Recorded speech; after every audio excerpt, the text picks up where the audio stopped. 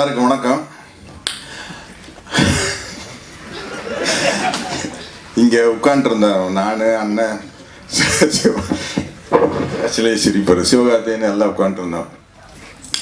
கொஞ்சம் லேட் ஆச்சு போடுறதுக்கு. அண்ணன் சொன்னார், ஏய் சீக்கிரம் படத்தை போடுங்கப்பா. என்னப்பா எல்லாரும் மேலே வந்து படம் நல்லா இருக்குன்னு பேச போகிறாங்க, நீ கூப்பிட்டா வந்து நல்லா இல்லைன்னு பேச போகிறாங்க. அது சீக்கிரம் அந்த வேலையை முடிச்சிட்டோம்னா வீட்டுக்கு கிளம்பி போகலாமில்ல, சீக்கிரம் படத்தை போட சொல்லுங்கப்பா. இதை கேட்கல எனக்கு அந்த ஒரு பழைய விஷயம் ஞாபகம் வந்தேன். வீரநடைன்னு ஒரு படம் நான் அண்ணன் நடிச்சிட்டு இருக்கிறோம். அந்த ஒரு காலகட்டம் எனக்கு படங்கள்லாம் சரியா ஓடல, எனக்கும் படங்களே இல்லை. அது ஒரு படம் தான் நடிச்சிட்டு இருக்கிறேன். அப்போ அன்னைக்குன்னு பார்த்து சாயந்தரம் ஒரு டைரக்டர் என்கிட்ட கதை சொல்ல வரேன்னு சொல்லிக்கிறாரு. அப்போ நான் இவர்கிட்ட ரொம்ப பந்தா பண்ணிக்கிறேன் அண்ணன்கிட்ட. நம்ம தம்பி சீமான் தான் டைரக்டர், சீமான் கொஞ்சம் சீக்கிரம் விட்டுருங்க, நான் சாயந்தரம் என்ன பார்க்கறதுக்கு ஒரு டைரக்டர் வராரு, கதை கேட்கணும்னு சும்மா. அதாவது நம்மளுக்கு படமே இல்லாத நேரத்தில் ஒரு ஆள் வந்திருக்கிறா அப்படின்ட்டு கவுண்டமணி நான் சத்யராஜ், எப்படி இருந்தாலும் அந்த கதையை நீங்கள் வேண்டான்னு சொல்ல போகிறதில்ல.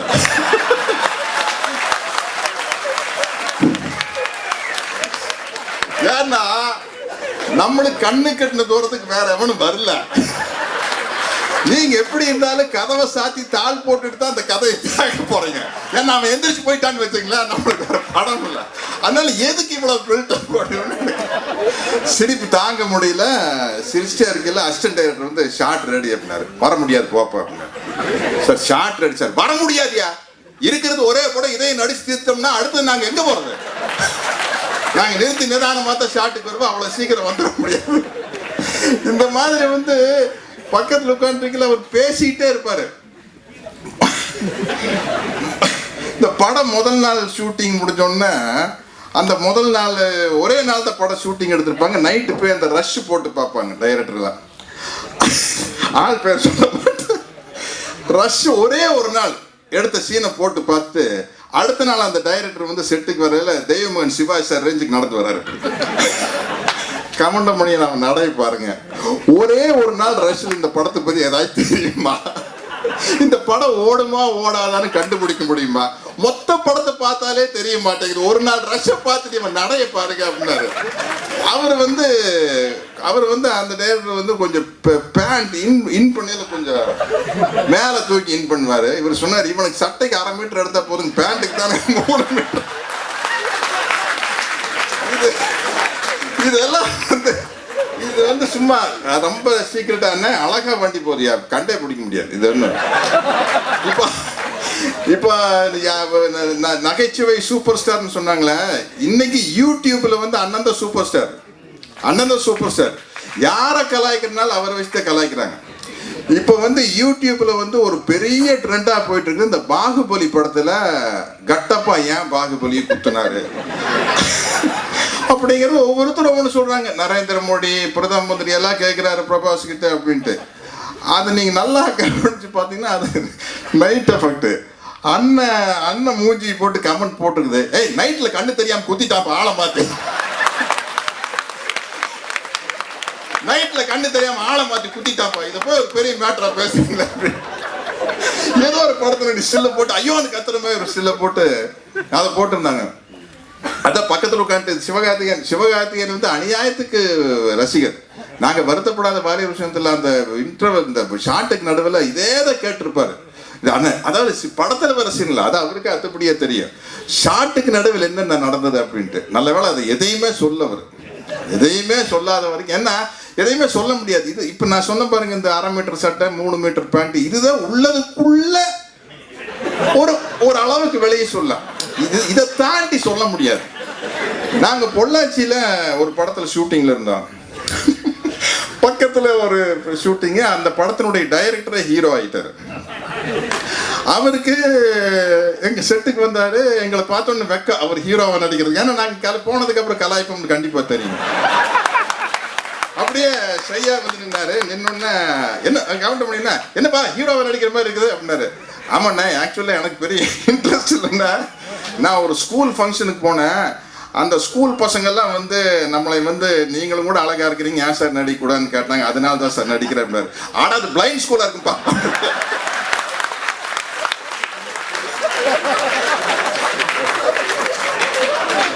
எனக்கு நான் அங்கிருந்து அப்படியே எந்திரிச்சு அப்படியே அண்ணன் கொஞ்சம் அவசரமா வருது, போயிட்டு வரணும். எனக்கு சிரிப்பு தாங்க முடியலன்னா இது வந்து அப்படி ஒரு இது நடிக்கிறே தான். நீங்க படம் பார்த்தீங்கன்னா தெரியும். நான் வந்து எவ்வளவு பெரிய வசனமா இருந்தாலும் ஒரே டேக்ல பேசிடுவேன், எனக்கு அந்த வசனம் மறக்கிறது.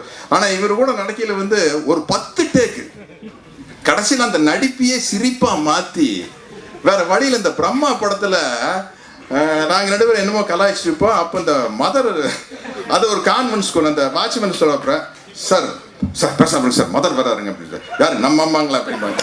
மதர் சுப்பீரியருங்க, சுப்பாரி பாக்கு போடுவாங்களா. இப்படி பேசி பேசி ஐயோ அந்த நடிகர்ல வந்து அந்த பிரியாணி சீன் எல்லாம் வந்து என்ன பார்த்து பிரியாணி புளிக்குது அப்படின்னு. அது புளிஞ்சா தின்னா புளிக்காமையா இருக்கு அப்படின்னா. மேல முட்டை வச்சிருக்குது, சும்மா ஒரு அட்மாஸ்பியருக்காக ஏய் இதுலயும் கூட போறிச்சியாப்பா. அது மாதிரி இது என்ன நமக்கு அண்ணா விஷயத்த சொல்லிட்டே போகலாம். இந்த படத்தை பார்க்கல எனக்கு என்ன ரொம்ப சந்தோஷம்னா, ரொம்ப நாளைக்கு அப்புறம் ஒரு அரசியல் சட்டையர், அதுக்காக நான் டைரக்டருக்கு உங்களை பாராட்டுறேன், வாழ்த்துறேன். ஏன்னா அதுக்கு ஒரு தைரியம் வேணும். எங்கிட்ட ஒரு இளைய தலைமுறை கதாநாயகன் வந்து அவர் ஒரு பொலிட்டிக்கல் படம் நடிச்சார். யாரையுமே பேர சொல்ல முடியறதில்ல. ஒருத்தர் இன்னொருத்தர் அவர் ஒருத்தர் அவர் வந்து என்கிட்ட வந்து சார் இப்போ நான் ஒரு அரசியல் சட்டையை படம் நடிக்கிறேன் சார், அமைதிப்படை டைப்பில் அப்படின்னாரு. நான் மனசுக்குள்ளே சிரிச்சிட்டேன். ஏன்னா அமைதிப்படை மாதிரி படம் எடுக்கிறதுக்கு மறுபடியும் மணிவண்ணன் தான் பிறந்து வரணும்னா தயவு செஞ்சு எந்த டைரக்டர் தப்பாக நினச்சிக்காங்க தெரியாது. அந்த அரசியல் ஆழம் வந்து மணிவண்ணனுக்கு தெரியும். அப்போ நான் சொன்னேன் சரி எப்படி எல்லாரையும் விட்டு கலாய்க்கிறீங்களா, எல்லா அரசியல் கட்சி தலைவர்களையும் இல்லை. நான் சொன்னேன் எல்லாரையும் விட்டு கலாய்ச்சிருங்க, அப்போ தான் யாருமே கோச்சிக்க மாட்டாங்க. நீ ஒருத்தர் கலாய்ச்சி ஒருத்தர் கலாய்க்கிறேன்னா கோச்சு எல்லாரையும் விட்டு கிண்டல் பண்ணுவேன். ஐயா யாரையும் கிண்டல் பண்ணல சார், அது ஒரு டைப்பான அரசியல் படம். நான் அப்போ நினச்சேன் இந்த படம் ஊற்றிக்க அப்படின்ட்டு. நான் ஊற்றுன்னு நினச்சேன், ஆனால் அதை செம ஊற்றுச்சு. ஏன்னா ஒரு அரசியல் படம்னா அதை பேசுறதுக்கு வந்து தைரியம் வேணும். நம்ம வந்து இவங்க கோச்சுக்குவாங்க அவங்க கோச்சுக்குவாங்கலாம் பார்க்கவே கூடாது. நம்ம அரசியல் படம் எடுக்கணும்னா எல்லா தலைவரையும் விட்டு வாங்கிடணும். வாங்கினதுக்கு அப்புறம் நேரில் பார்க்கல ஐயா சாமி மன்னிச்சுங்கன்றேன். மாற்றி மாற்றி பழகி படம் எடுத்தேன். நான் பேசவே பாட்டினாங்க, மணிவண்ணன் தான் பேசுங்க மறுப்பு பண்ணாருங்க, அதனால தாங்க பேசினேன். மணிவண்ணன் பார்க்கல ஐயோ நான் அந்த வசனத்தை எழுதவே இல்லைங்க, உங்களுக்கு தெரியும் இல்லைங்க சத்யராஜ் சொந்தமாக 4 வசனம் பேசுவார், எல்லாம் அவர் பேசுனதானுங்க. இல்லை சார் நாங்கள் தான் மைல்டாக எடுக்கலான்னா கமெண்ட் பண்ணியானதா அவன் கிடக்குறானுங்க, அவனுக்கு என்ன கிழிச்சிருவானுங்களா அப்படின்னு தூண்டி கொடுத்தாருங்க. எனக்கு இந்த வசனம் பாக்கியில் இந்த மண்ணெண்ணெய் எல்லாம் கூட ஈஸியாக கிடைக்கும். என்ன எம்எல்ஏ வந்து ஈஸியாக கிடைக்கும், மண்ணெண்ணெய் தான் கிடைக்கிறது கஷ்டம்னு எனக்கு பழைய ஃப்ளாஷ்பேக் ஞாபகம் வந்துருச்சு. தாய் மாமன் படத்தில் நான் ஏதாச்சும் ஒரு வேலைக்கு போனால் தான் கல்யாணம் பண்ணிக்குவேன்னு கதாநாயகி மீனா சொல்லிடுறேன். சரி என்ன வேலைக்கு போகலான்னு யோசிப்போம். ஏன்னா நான் படிக்கல. அப்போ திடீர்னு கவுண்ட் பண்ணி நான் வந்து மாப்பிள்ள ஸ்டாண்ட் அப் அப்படி பாரு நிற்பேன், walk this side that side பாரு நடிப்பேன். ஐயோ மாப்பிள்ள நீ அதுக்குன்னே பிறந்தவ மாதிரி இருக்கிற மாப்பிள்ள, நீ அதுக்கு தான் மாப்பிள்ள நீ லாய்க்கு அப்படின்னா. என்ன நம்ம ஊரில் இடைத்தேர்தல் வருது, பேசாம நின்று ஜெயிச்சு நீ எம்எல்ஏ ஆகிரு அப்படின்னு. அண்ணா எம்எல்ஏ ஆகிறதுனா அதுக்கெல்லாம் படிச்சிருக்கணும் இல்லை. ஐயோ அந்த கருமத்துக்கு படிப்பே வேண்டாம் அப்படின்னா. துண்டுபிடி கிள்ளி கொடுத்துவேன், நொண்டி நொசுக்கா சொம்புதுருன்னவ எல்லாம் மொத்த கருமா தான். போய் இந்த வசனத்தை வந்து பேசுறதுக்கு முதல்ல ஒரு தைரியம் இல்லையா, தைரியம் இருந்தா தான் பேச முடியும். இது என்னன்னா அவங்களே ரசிக்கிற அளவுக்கு பேசுவார். அதுக்கப்புறம் ஒரு படம் நடிச்சிட்டு இருக்கிறேன், நாங்கள் பொள்ளாச்சியில் ஷூட்டிங்க. அப்போ அந்த பகுதி எம்எல்ஏ ஒருத்தர் காரில் போகிறவரு நிறுத்தி, நம்ம இந்த சர்க்கார் பதிலே எங்கேயும் ஷூட்டிங் நிறுத்தி வந்து கை கொடுத்துட்டு போறாரு. எங்களை பற்றி சொன்னீங்க பட் ரொம்ப நல்லா இருக்குங்க. இப்படி யாராச்சும் போடுவாங்க, போய் கேஸ் போட்டு அதை பண்ணி இதை பண்ணி அவர் ரொம்ப ரசிச்சு எங்களை பற்றி பேசுறீங்க தெரியுதுங்க பட் ரொம்ப நல்லா இருந்தது. இப்படி அது மாதிரி வந்து இந்த படத்துல பேசப்பட்ட வசனங்கள் ஒவ்வொன்று வந்து இன்னைக்கு வந்து ஒரு பொலிட்டிக்கல் சட்டையர் வந்து ரொம்ப திருப்தியா இருக்கு. அண்ணன் கேட்டாரு, சிவகார்த்திகேயன் கூட பக்கத்துல ஒட்டு கேட்டாரு, சத்யராஜ் இதுல லவ் தான் இல்லை, லவ் சீனு எல்லாம் இல்லை, அதனால ஏதாச்சும் படத்தை கூட்டம் வராமல் போயிருமா அப்படின்னாரு. அதனால தானே கூட்டமே வரப்போகுது அப்படின்னா. ஏன்னா மக்கள் டயர்டாகி கிடக்குறாங்க. எப்படி பார்த்தாலும் வந்து பிரச்சனை வந்து 2 பேர் காதலிப்பாங்க, இன்டர்வல் ஏதோ ஒரு பிரச்சனை வந்துரு, மறுபடியும் அவங்க எப்படி ஒன்று சேர்றாங்க. இதை தாண்டி எந்த கதையும் இருக்காது. எந்த கதையை எடுத்தாலும் கூட அதுல மைய பிரச்சனை என்ன லவ் அப்படிங்கிறது. அப்படி ஒரு தைரியமான படத்துக்கு இப்படி கவுண்டமணி அண்ணன் வந்து அவர் தான் பண்ணணும்னு செலக்ட் பண்ண இயக்குனர் தயாரிப்பாளர் டாக்டர் சிவபாலன் அவர்கள் எல்லாத்தையும் வந்து நான் வந்து பாராட்டுறேன். ஏன்னா இப்படிப்பட்ட ஒரு படத்தை எடுக்கிறதுக்கே தைரியமான, அதனால தான் தைரியமான கலைஞர் தேனிசை செல்லப்பா அவர்களை பாட வச்சிருக்காங்க. நான் உண்மையிலேயே அண்ணனை விளையாட்டு கேட்கல. ஏன்னா புலிகள் இயக்கம் தடை செய்யப்பட்டிருக்கிறது, தலைவர் தேசிய தலைவர் பிரபாரனை பற்றி பாடக்கூடாது, அதை பற்றி எல்லாம் கவலையப்பட மாட்டார். பாட ஆரம்பிச்சாருன்னா தேசிய தலைவர் பிரபாரனை பற்றி தான் ஆரம்பிப்பார். அப்படி ஒரு தைரியம் சார். அந்த தைரியத்திற்கு நான் தலை வணங்குகிறேன். அதனால்தான் திலீபன் ஒரு அப்பழுக்கற்ற தியாகி. சும்மா அந்த காமெடி உண்ணாவிரதம் இல்லை. அப்படிப்பட்ட ஒரு தம்பி திலீபன் வந்து அவருடைய பாட்டை கேட்குன்னு சொன்னார் பாருங்க. காசி ஆனந்தனையா எழுதின பாடல் வரிகளை செல்லப்பா அவர்கள் பாட வேண்டும் அப்படின்னு கேட்டிருக்காருன்னா அது ஒன்றே போதும்.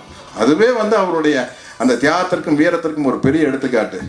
இங்கே நான் வந்து தம்பி சிவகார்த்திகேயன் வந்த மாதிரி தான் வந்திருக்கேன். இங்கே வந்து அண்ணனுக்கு நண்பனாகவும் ஒரு நடிகனாகவும் வரல, முழுக்க ஒரு ரசிகனாக வந்திருக்கேன். அதனால தான் வந்து நான் என்ன இது வந்து எத்தனையோ அழகான ஹீரோயின் கூட நடிக்கிறோம், போறப்பட்ட அண்ணன் கூட நடிக்கிற அளவுக்கு ஒரு ஜாலினா ஜாலியோ சிரிச்சுக்கிட்டே இருக்கலாம். ஏன்னா ஒரு மனிதனுக்கு வந்து வாழ்க்கையில மகிழ்ச்சி தானே முக்கியம். அது வந்து அண்ணன் அள்ளி வழங்கிட்டே இருப்பாரு. இது சொல்ல ஆரம்பிச்சுன்னா வந்து ஒரு 10 மணி நேரம் சொல்லலாம். அப்புறம் அப்படியே பேச ஆரம்பிக்கும், நம்மளை அறியாம பேரை சொல்லி போட்டு கொடுத்துருவோம், மாட்டிக்குவோம். நானும் மாட்டி அவரையும் மாட்ட விட்ட மாதிரி ஆயிரு.